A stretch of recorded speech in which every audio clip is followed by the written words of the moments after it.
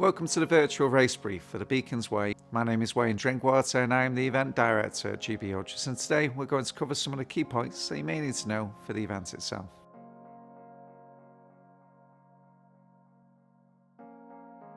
The start venue for the 100-mile Beacons Way is at Abergavenny Castle, a fantastic venue.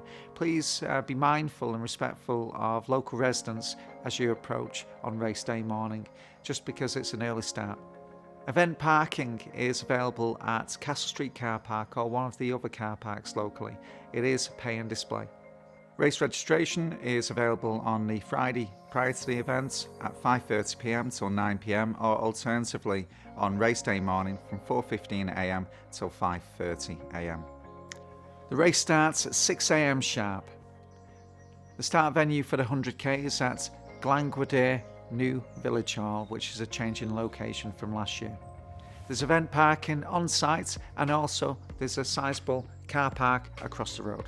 Race registration. You can collect your bib number and your GB race tracker anytime from 9 o'clock in the morning till 10:30 in the morning on race day. The start time of the race is 11 a.m. sharp for the 100k. If you have pre-ordered one of the GB Ultras technical t-shirts for the event, you can pick that up at race registration, along with having a look at the other merchandise that we have available. When you collect your GB race tracker at race registration on the Saturday morning of the event, it is already switched on, so all you have to do is securely fasten it to your pack.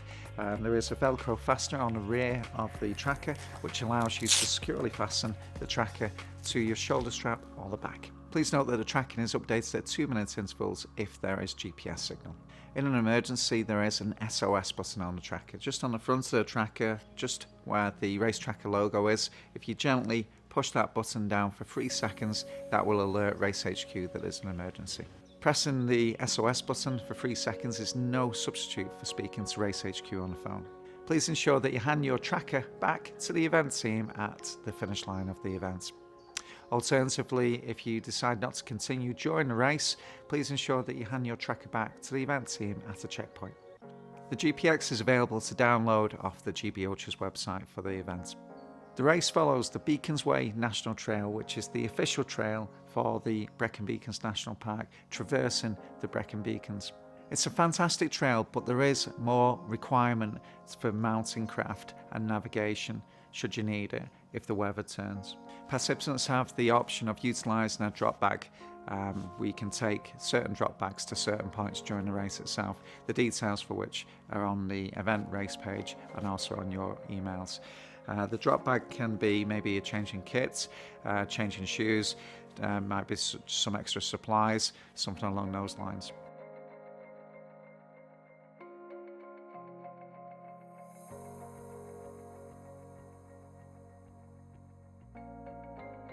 When you've collected your race number at race registration, you'll notice that there is a tear-off strip at the bottom of the bib number.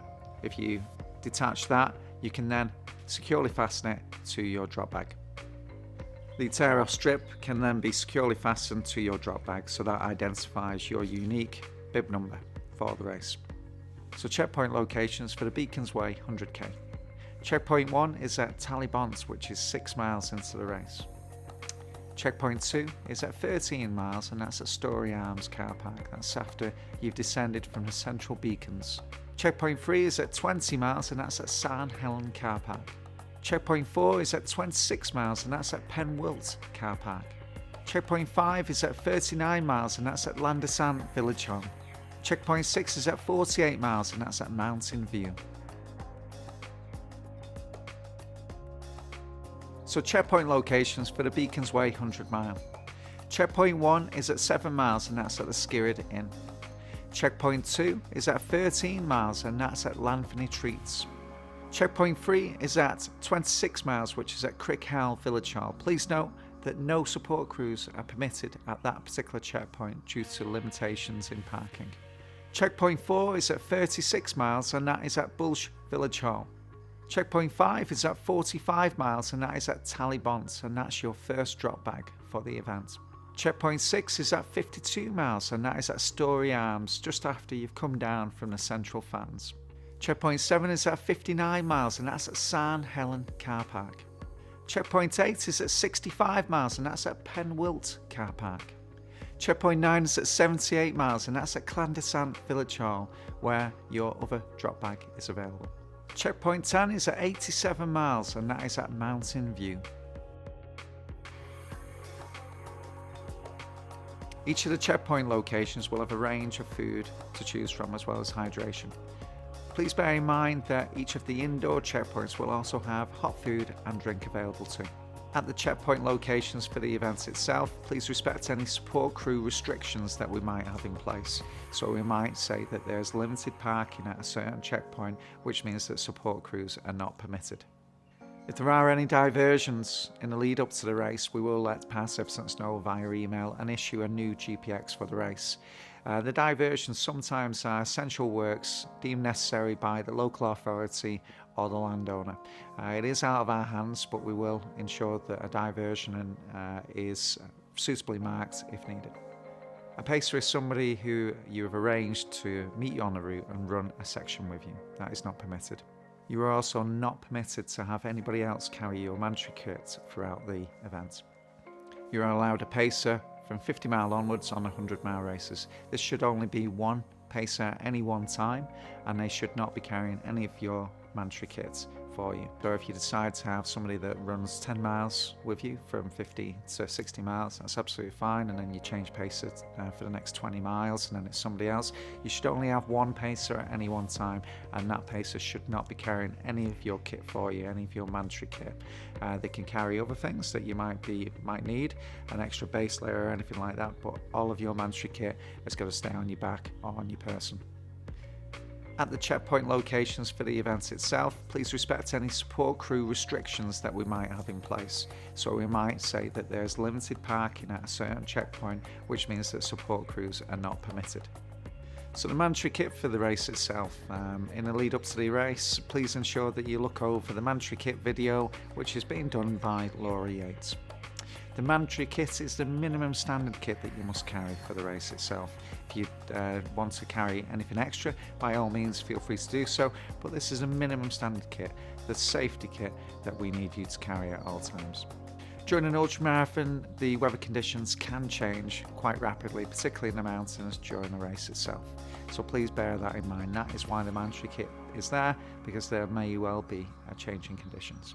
In the lead up to the race, there may well be a poor weather forecast for race day. If this is the case, then we may well add extra mandatory kit to the kit list. In the event of severe weather during one of our mountain races, we have dedicated mountain teams in place. So we may well action a low-level route prior to the race start or during the race by the mountain teams. During the race, there will be random kit checks and also potentially at the finish line. If you are found not to be carrying the mandatory kit for the race itself, you could be disqualified, or there may well be time penalties imposed. During the race itself, it's important that we all play our part to respect the environment that we're in.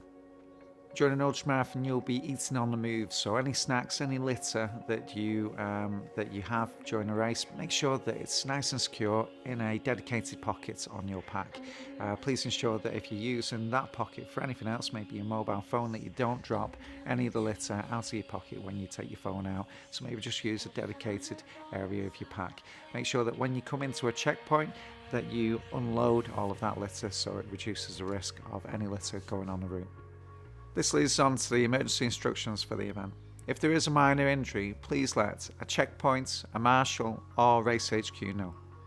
Only in an emergency where there is a risk to life or limb, please follow these instructions. Number 1, put on any spare clothing and use your foil blanket to keep warm. Number 2, trigger the SOS button on the front of your tracker. On the front of your tracker, just underneath the race tracker logo, there is an SOS button. Hold it down for approximately 3 seconds and that will alert Race HQ. Please note that that is no substitute to speaking to Race HQ on the phone. Number 3, if there is a risk to life or limb, please call 999 and ask for an ambulance. Number 4, inform Race HQ by calling the numbers for Race HQ that should be saved on your phone.